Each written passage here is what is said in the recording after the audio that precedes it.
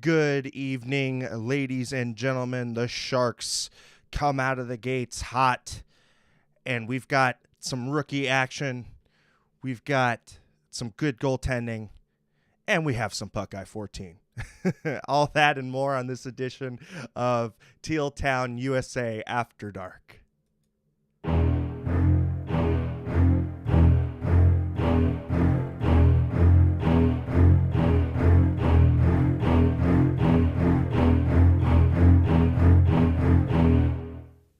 But first, if you want to be a part of the show, Teal together and interact with us, come follow us on the social, on Twitter, Instagram, Facebook, YouTube, SoundCloud, Reddit, of course the Discord with all of its shenanigans, and then everything under the sun about your favorite team in Teal at tealtownusa.com.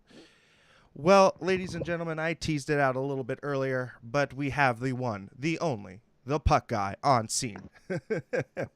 And he's going to be rocking and rolling with us for a little bit until the Blue Coats kick him out. Yeah, pretty much. Landi, good to see you, bud. Well wishes to you, my friend. This is season number 6. Can you believe it?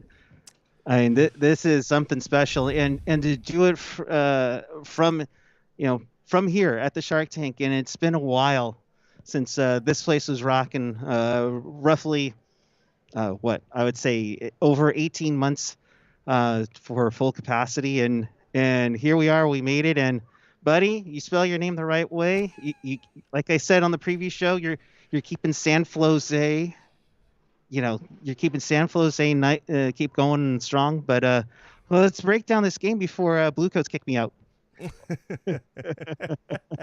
Oh man, it is good to be back and good to be talking to you, Eric. But I mean, quickly breaking down this game. I mean, first off, the opening period, it was 1-0 on the scoreboard, but I think we all kind of felt had a little bit of a collective sigh of relief after the first 10 minutes because the team didn't come out flat. The team came out with, some good jump. I think there was a little bit of nerves. There was a little bit of feeling out maybe in the first 2 to 3 minutes. And then really the team, and I think the theme that I have for tonight was it improved upon going through each period. I think we saw the team doing some good things. There was a few mental mistakes in that first period that led to that first goal. And I think that will still be something that the team will need to iron out. But there's always those opening season jitters. I'm sorry to interject, but I mean, they came out a little shaky, but usually they came on strong and kind of wilted at the end. So yeah, and I mean it was just kind of a fluky bounce to begin with, anyways. Pierre-Luc Dubois scoring on the goal, assisted by Neil Pionk and Brendan Dillon. Dilly's back. Dilly. Yep.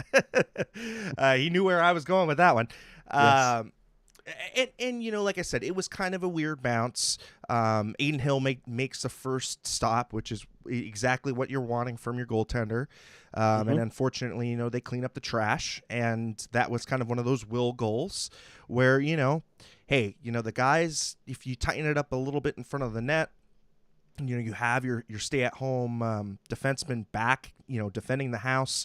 That's maybe one that would be cleared out.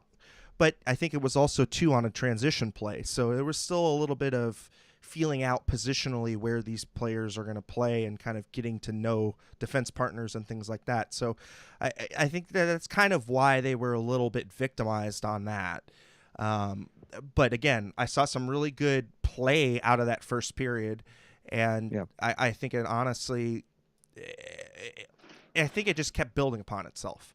And that's, I think, really where I wanted to go into it because, again, the shots on goal were a little skewed in that first period, and it looked like Winnipeg was maybe a little bit more aggressive in the offensive zone.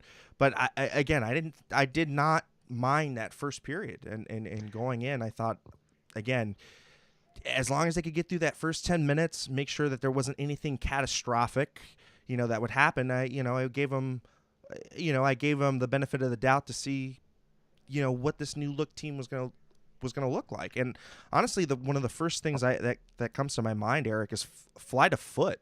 I mean, this team looked very, very quick. I mean, you can tell us what the on ice product looked like because you were there. I mean, did it seem like the team was faster? They definitely had a jump. Not to interrupt what I was about to say, but we have a super chat donation we need to get to, my friend. Oh my goodness gracious. If you're able to pull that up, my friend, while I'll talk here really quick. Yeah, they looked really quick. I mean, whether it was Hertl, whether it was Jasper Weatherby, who we'll get into a little bit, or whether it's Bones and Cogs, Nick Bonito and Andrew Cogliano, this team looked really. They looked fast. They played well. I think they were trying to go for the perfect home run pass a little bit early on, but in the end, I thought they, like you said, they got the iron going and they got the kinks out and everything was looking pretty good. Even down 1-0. Yeah, and Fangio with the super chat donation here coming in from Sweden. Fangio, Sweden, all right, awesome. Thank you so much. 100 in Swedish kroners. And really appreciate it. I mean, every little bit helps and goes directly back into the cast, guys. And, every year we get a little bit stronger, too, and up in our game a little bit more with the graphics and, heck, with our on-site interviewing prowess. I think it's just getting really, really good. We've got the studios up now and things, aren't so Mickey Mouse anymore. But Fangio, it goes directly into the coffers and we really appreciate it. I can't say more than enough and really appreciate it. We're always super thankful for everybody that donates to us. So again, thanks everybody. And so getting into that second period, again, I think we all kind of felt a little bit of optimism. It didn't feel like, okay, it didn't feel like we were going to be outclassed. It was very,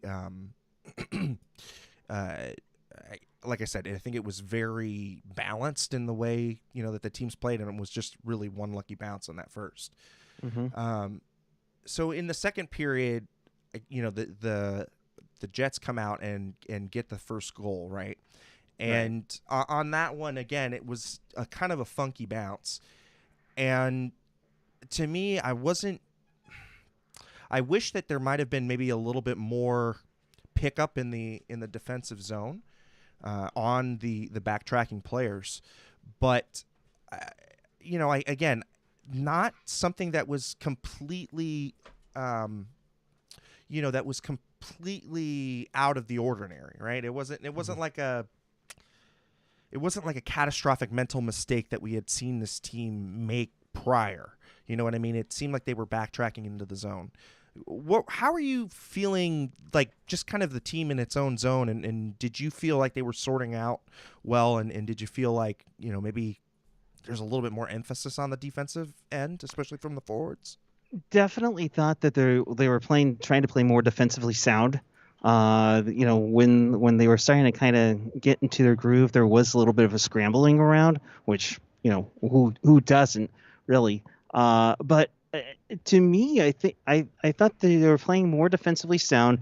The forwards weren't like pinching up too much, per se, because they wanted to jump on the offensive scoring chances.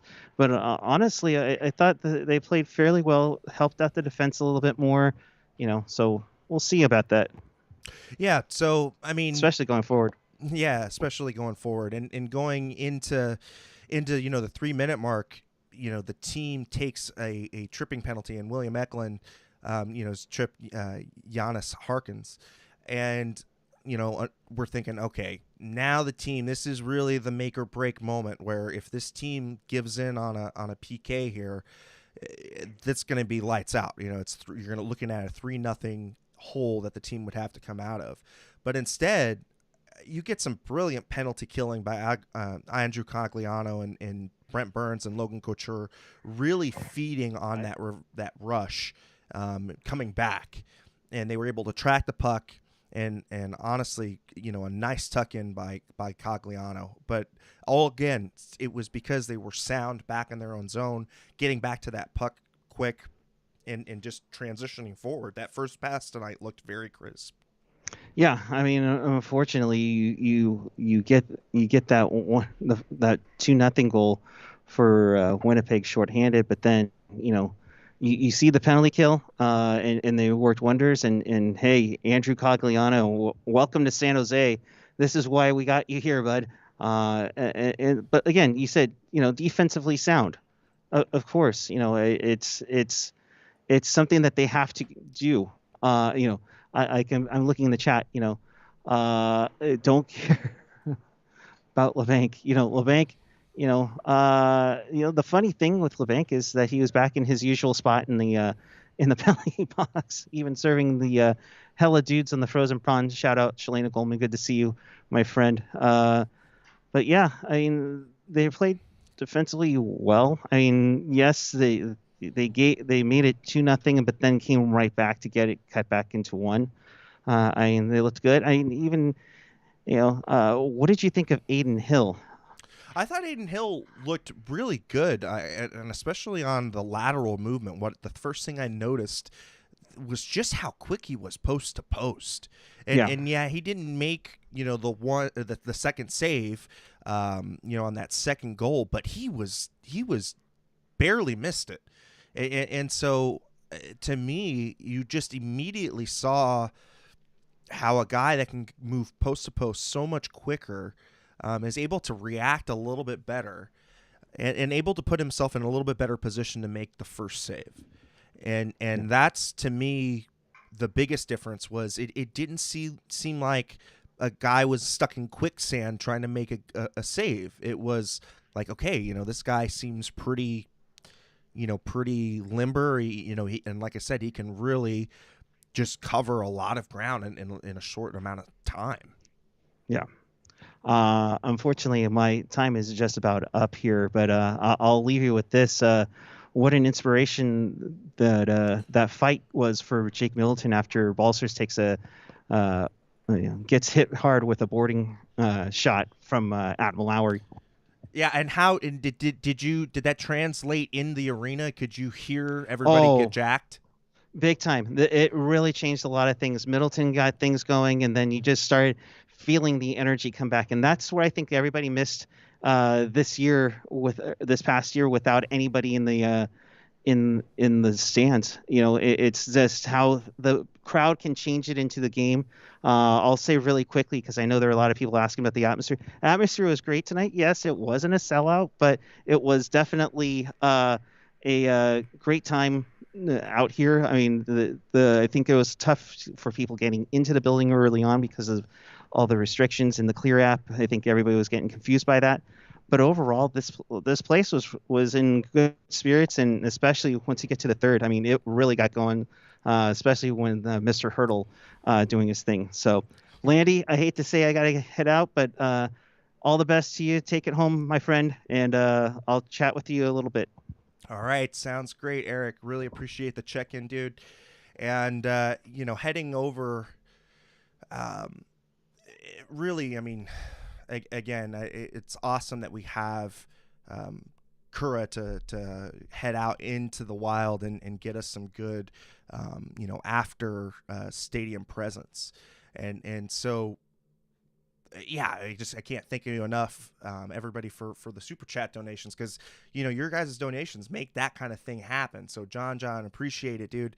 Timo still looks soft, whines on hits, but instead of throwing, getting it back and to returning the favor. So I think, oh boy, my thoughts on Timo Meier tonight. I think that I think his shot was back. I think there was a lot of the power in the shot, and he was sniffing around the dirty areas. I'm a little still would like to see a little bit more of that physical presence that he has brought at times, but not a bad showing. If I had to give him a rating, I would give him a B- probably. Dana Meyerson, thank you so much. This is for Jasper Weatherby. Yeah, no, awesome. We'll get to Jasper in a minute. And yeah, nice to see another collegiate hockey player getting on the board. Especially in his first game, and his folks were there. Yeah, great story, and we will get to that in a second. But honestly, that tie to the game then really started to shift after the penalty. Right, you had the hit on Balsers. Adam Lowry took it on Balsers, and Jacob Middleton coming right up and stepping up and really doing a number on Logan Stanley, and got a really, really nice left jab in. Held his own against a guy that was bigger than him. I mean, he's a big dude. But immediately the guys on the bench were really into it. I think the guys on the ice were also taking jerseys up, and really you saw a team that was not afraid to stand up for each other. And we had been missing that for, practically all of last season. It looked like there was a bunch of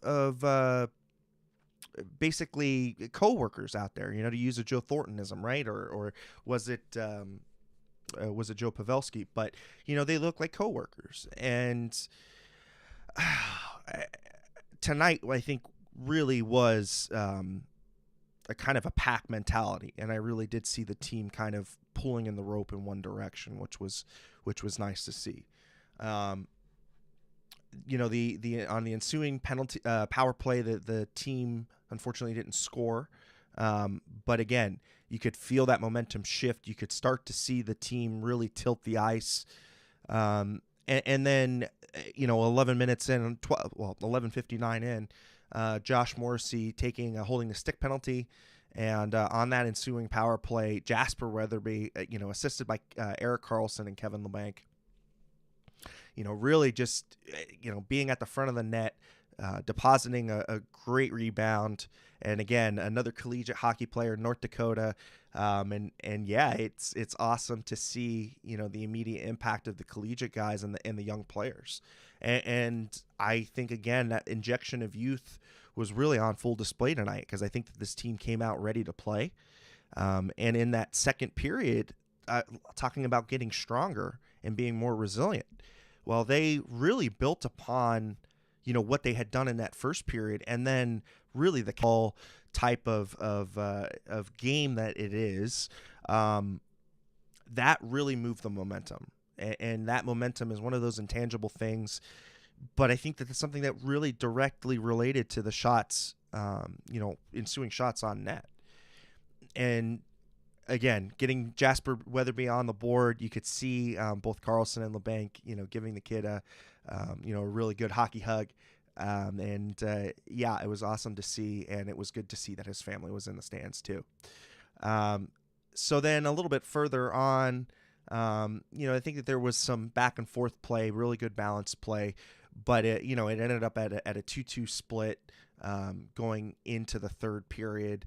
And really not really much more that you could ask for, right, from the team. They giving themselves a chance to really win it in that third period. Got victimized on a couple of bad bounces / mistakes that could have been a little bit more clean. But honestly, good effort, and I wasn't seeing anybody dogging it. So really, I mean, going into that third period, it felt like the momentum had really been in the Sharks' favor, and Pierre-Luc Dubois ends up taking a penalty a minute and 38 seconds in. He makes a stupid elbow to Radim Simek, and this is where really Winnipeg kind of just, I don't know, lost it, or if they wanted to maybe stir the pot a little bit more. Excuse me. And try and get back into the game, from a physical standpoint, but Pierre-Luc Dubois was overly physical on Radim Simek, and the Sharks go ahead and score on the ensuing power play. I mean, Tomas Hertl getting set up by William Eklund and Jasper Weatherby again. Weatherby ends up with a goal and an assist tonight. Really strong showing. Eklund, I mean, I cannot begin to tell you how silky smooth that kid's skating is. He's got that Datsukian like radar to miss hits, and that's very, very interesting, because the thing on him is that his vision is elite, and his vision is what will keep him in the NHL. And after that showing tonight, to get that puck, have the silky smooth moves, gets it on net, and then you've got Tomas Hertl lurking around, sets up in his office, pulls it out, and grabs it and shoots it on net, and you got a beautiful goal. And those two, I feel like those two are going to have a special connection on that power play. And I think, seeing him going up there with the big boys and really showing that he proves that he belongs, I'm very, very impressed by the cojones on the 19-year-old. He's legit. And it's not often that we get to see that, not since the likes of Marc-Edouard Vlasic as an 18-year-old, right? So awesome showing tonight by Dahlin and by William Eklund tonight. And again, that youth infusion really, really powering the Sharks to some really good play. And then, finally we get the final score of the night for the Sharks. And it's scored by Rudolph Balcers with Timo Meier and Tomas Hertl. Hertl ends up getting the goal and the assist. Timo Meier chipping in with an assist there. And Rudy just going to the net again. And these goals tonight were not pretty shots. And Eric had said at the beginning that it seemed like maybe they were looking for that perfect play. But as the game wore on, I think that they finally realized, okay, you know what? It's time that we get the team. John, appreciate it. Really appreciate it, dude. Going above and beyond. We love you, dude. And he's saying, Laurel and Landi, thanks for moderating and hosting the opening night. Yeah. Well, I mean, we wouldn't have it any other way, right? So anyhow, the Rudy just going to the net, really, really getting the gritty goals, and that's how this team is going to have success. Is when they play that type of style, when they use their big bodies. Jasper Weatherby, I mean, showing it tonight with the goal and the assist. Not only is he a big dude that can post up, but he's also a guy that's got a little bit of playmaking ability. And also said to have a pretty good shot, too. So, again, the youth movement tonight, very, very impressed. And, again, I think that it's just going to continue to get better. The team is going to... I think the team will start to understand where each other's going to play, and they'll have that inherent chemistry. But like the broadcast had said tonight, it felt like the team was a little bit uplifted in camp. And let's kind of get into the elephant in the room, right? Kane, number 9, not being out on the ice tonight. And the overall takeaway that I have was the team looked lighter. It looked like it was playing without some kind of burden on it. So I don't know. I guess it's just one of those intangibles that I kind of felt.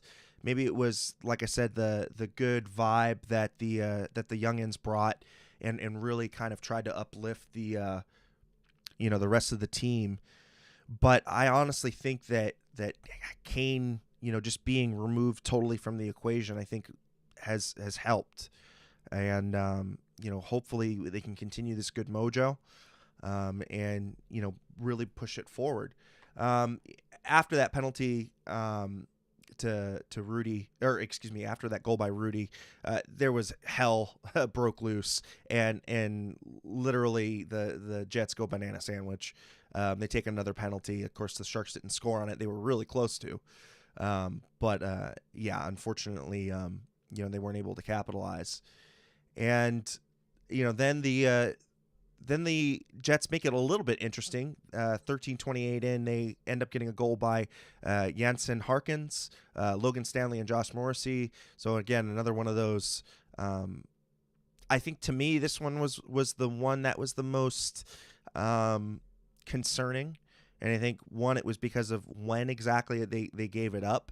But two, again, I think this one was the one that showed that their defensive scheme might need to be tweaked just a little bit. Again, I felt that Erik Karlsson was a general positive tonight, but this is one of those ones where he was a little victimized. And, I think if he gets a little bit more comfortable with his pairing tonight, I think that will be cleaned up a little bit. But yeah, I think it's a work in progress. But the team, pulled down and huddled defensively, and was able to get some good clears. They were able to move the puck out of their own defensive zone. Didn't really put up too much of an offensive push. I think you could see that the team was really trying to protect a little bit in that, especially around the 15-minute mark. And then, in that final minute, of course, when they pull the goalie and you've got, 6-on-5, it's going to be a little bit frantic. But, Logan with a big face-off in the defensive zone. And the Sharks pull out the victory tonight, 4-3 against the against the Winnipeg Jets. And so just quickly going over the stats tonight, shots on goal. I mean, it ends up being 23-31 in favor of the Sharks. Hits 26-33 in favor of the Sharks. Face-off wins. The Sharks go 58%. And that was really, really good to see. And I think it's good to see because, one, they can organize themselves a little bit better in the defensive zone, and then able to break out the puck a little bit easier. And two, you don't have one of those offensive zone face-offs and just feel like it's going to fizzle out. So I think that they were able to generate some really good shots on goal, especially from the face-off, and I think that they were able to mitigate some dangerous chances by winning the face-offs in their own zone. The Sharks go 2 for 5 on the power play tonight. Very good. That's good for 40%. Again, that power play looks like it has been invigorated with some injection of youth. Felt like they were really on their toes. They did give up a shorthanded goal, and you hate to see that, but it was a +1, right? If we're gonna do the net negative positive, it was a +1. So it definitely helped tonight, and they won by 1 goal. So you could say that was the deciding factor. But again, the team 21 block shots tonight, 14-21. Giveaways, 7 giveaways, not bad. They were even. Takeaways, it was 9-7 in favor of Winnipeg. But again, if you're starting off with the puck at the beginning of the play with the face-off win, you don't need to have a takeaway. You don't need the extra takeaways.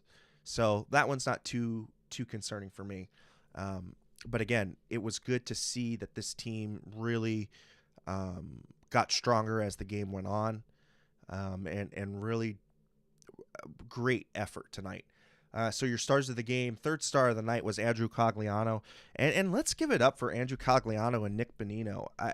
Honestly, guys, steady, guys and gals, steady presence brought to those third and fourth lines, and very professional in the way in which they went about the game.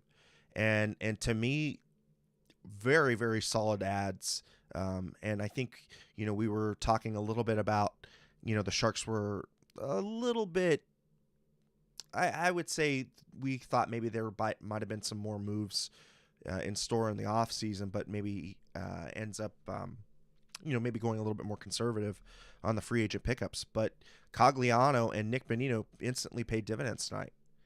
And Hill as well, from the boy 408, appreciate it on the Aiden Hill stats. And I think, Aiden Hill also played a good game, and his stats might not bear it out insofar as, save percentage and goals against, but he made the saves when he needed to. And the goals that he did give up were based on second chances and rebounds outside of his control. Really was able to move the puck well, direct his defensive zone exits well. I thought Adin Hill looked very good tonight. And again, that lateral motion from side to side really stood out to me tonight. So, like I said, Andrew Cogliano with the third star tonight. Jasper Weatherby coming in with the second star. That's pretty good for your first star, huh, Rook? 1 goal, 1 assist. And then Tomas Hertl with the number 1 star tonight.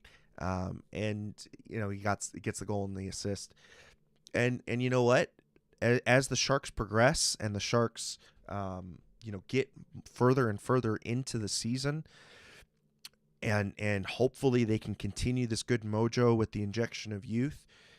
Like I had said in shameless plug on another podcast that I do, Genuine Draft. If you haven't checked it out, Bay Area sports, pretty awesome. But one thing that I did say on the preview show there was it's going to be a feeling out process by both the Hertl camp and by the Sharks camp. I think Hertl's camp is going to want to see some loyalty. They're going to want to see an offer that reflects the type of player that Tomas is.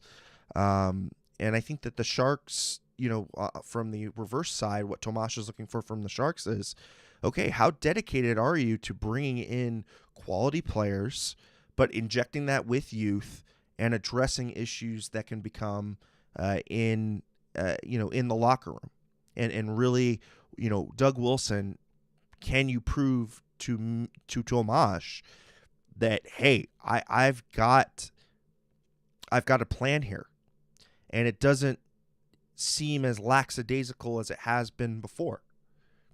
And I think that if you get the both sides, feeling the positive vibes, especially if the team is winning, I think we'll see a contract before the trade deadline. But again, that's getting way ahead of ourselves. But I think look out. What I'm trying to say is look out for Tomas to have a resurgent season. One, to show the Sharks that, hey, he still got it. But I think on the other side too, he wants to lead his team and he wants to be here. And he's come out and said that San Jose is his home, and he does not want to leave his home, but he also wants to be competitive. So, yeah, and Dana, again, bringing it up, he has such a special connection with San Jose. I mean, this is a kid that we have literally watched grow up and have a family in front of our eyes. It seems so like yesterday. I can remember him playing against New York and just that dazzling goal and how loud the tank was, and his mom crying, and his girlfriend, soon to be wife there, and it just a magical moment in Sharks history. And again, he's going to have a special connection, and he's going to have San Jose as the priority. But again, it's going to need to make sense on both ends. And Laurel, bringing up again the Kane. I don't think Kane is coming back. I don't see how, and especially if the team does well, I don't see how the team could bring him back. There's some serious baggage, and you wish him the best in you wish the best for anyone, right? And to me, this is one of those moments where it's just like, okay, you know what, you need to go, handle your own stuff. But unfortunately, the amount of negative attention that you've brought to the organization and to the team, and if you really were that locker room detriment, you just, I'm sorry, but you just can't come back to the club. And I think that the team is looking to try and rid themselves of that contract, and somehow I don't know if it's going to be through league means to try and nullify his contract, or asking for to buy him out, having a special clause to initiate some kind of special buyout.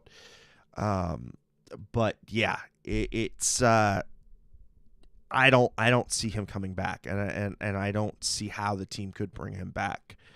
And I think you can just see it in the as evident on ice tonight. I thought there was a lightness to the team, and I don't think you want to mess that up. And I don't want a kid like William Eklund seeing, that kind of a player in and around the locker room.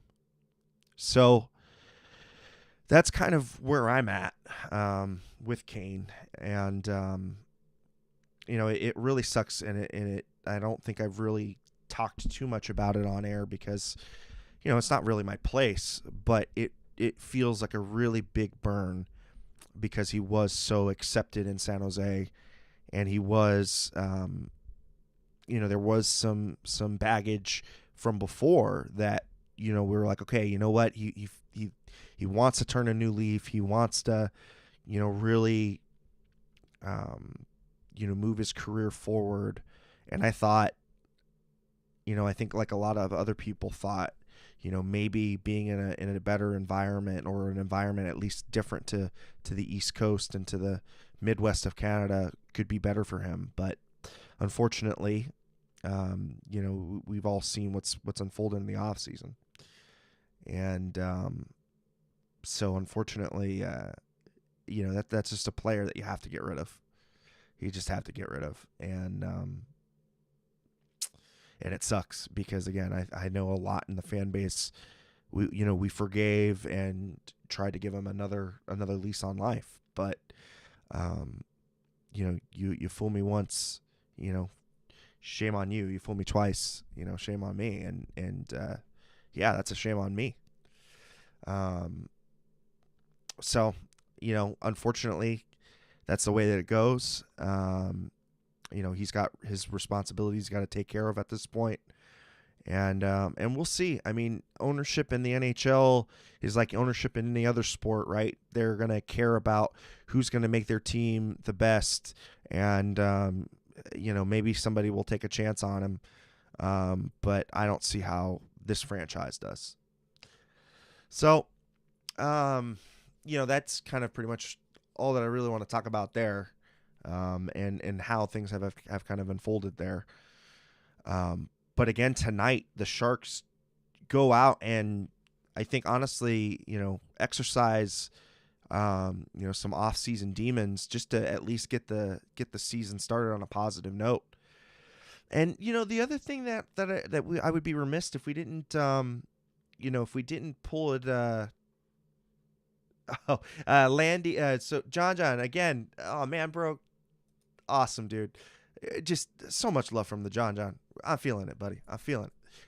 Landi, is there going to be a Teal Town fan gathering night this year? Well, there sure will be. And as soon as we get the details on that, we'll be sharing it out. I'm going to have a Puckguy or an AJ, texting me here soon. There's a date for that.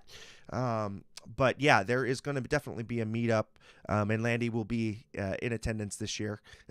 There's nobody but me and the dog, right? So we'll be going out there, and we'll be making an appearance on the fan night as well. It normally syncs up with the San Jose Sharks fan night, but again, we will get you the details on that when we have it a little bit more fleshed out. Because, again, we're going to have somebody driving the show, too.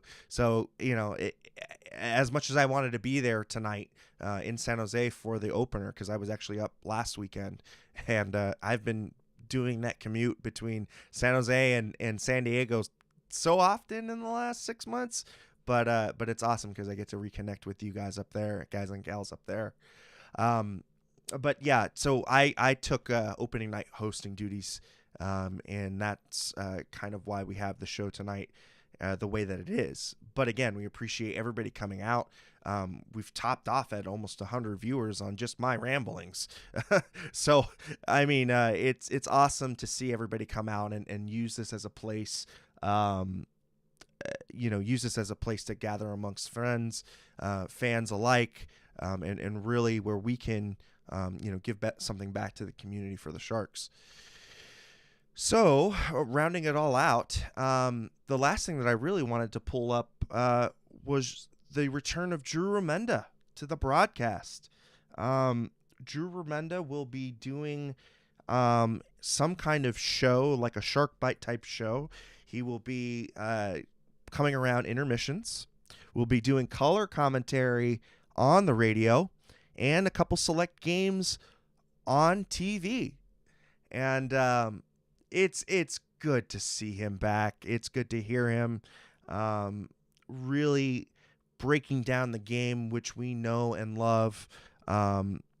Again, coming back to it with some fresh perspective on, hey, you know what, maybe not be so pessimistic, but get back to his first love of teaching the game, right? Of teaching the game, to children and fans alike, new fans alike. That was what the draw and the beauty of his color commentary was that it was so instructional.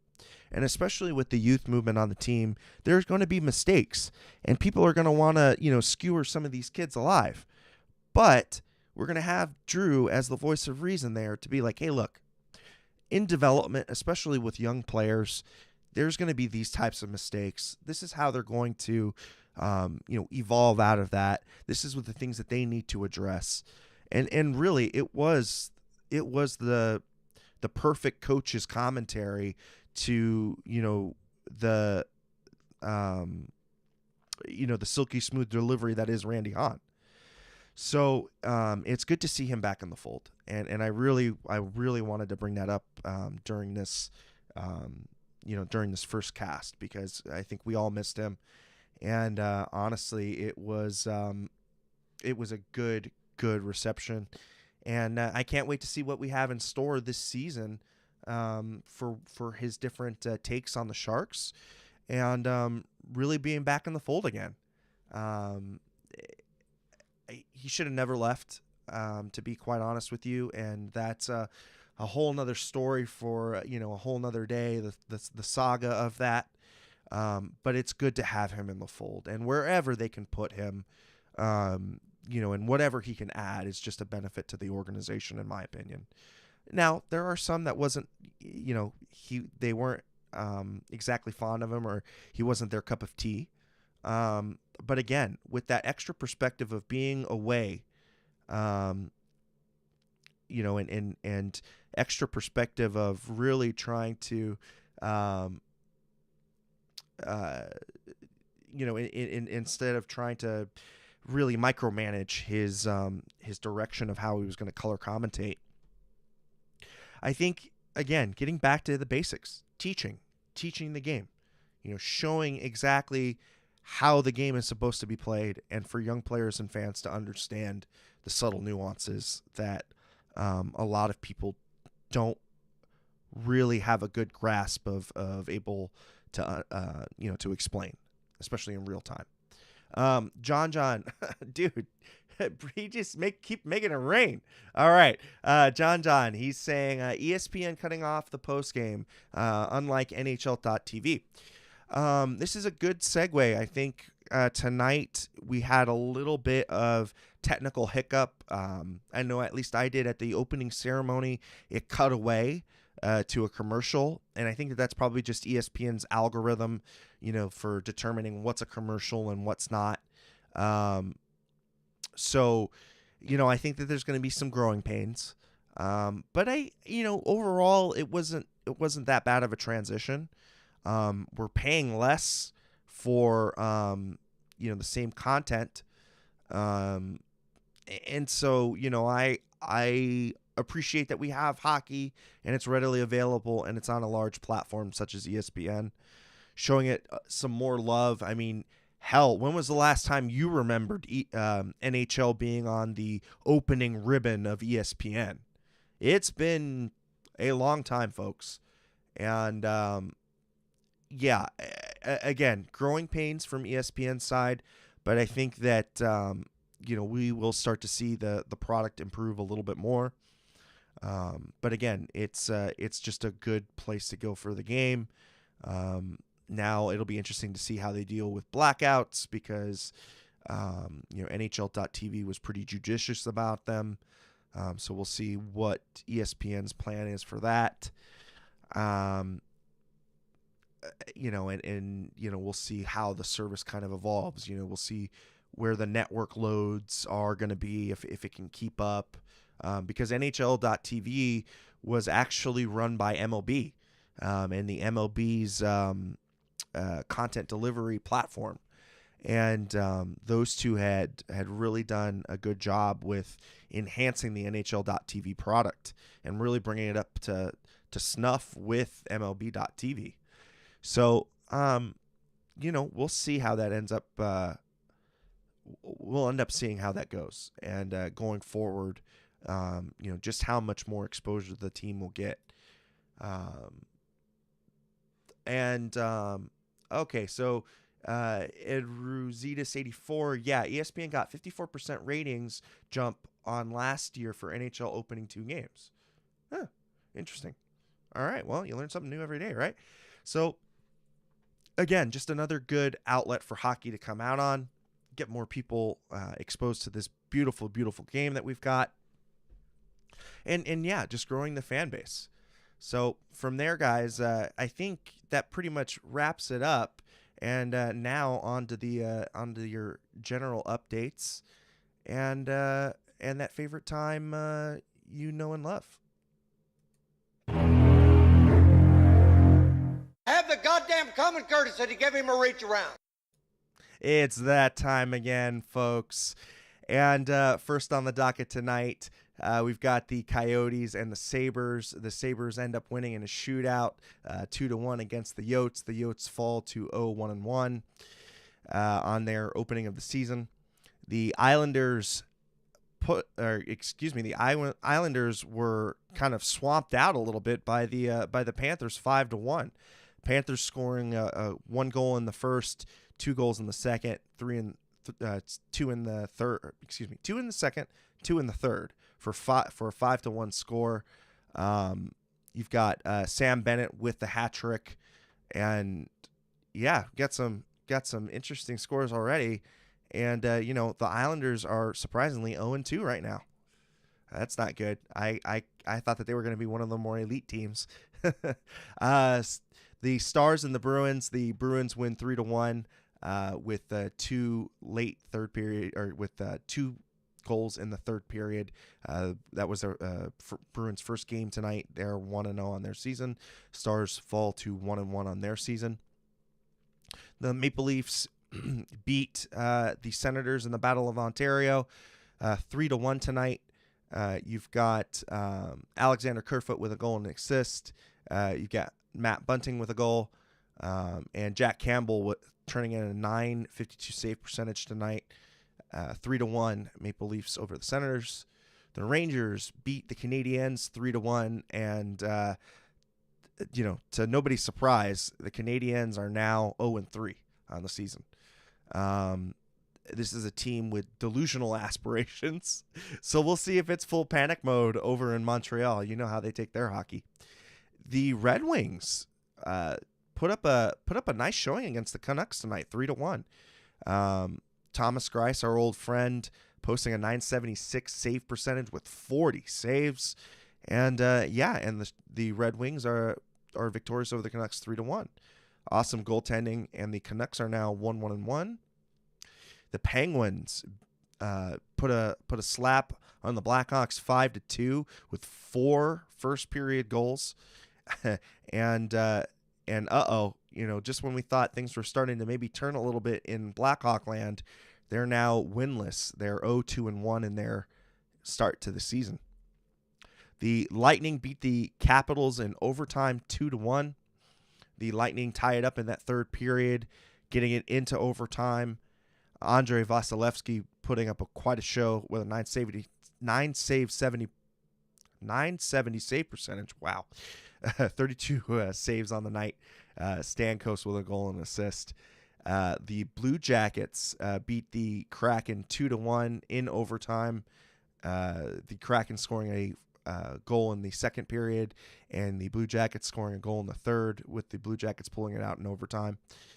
Hurricanes beat the Predators 3-2. The Predators now fall 0-2 on their opening of the season. The Blues beat the Avalanche 5-3. And the Flames are extinguished by the Oilers 5-2.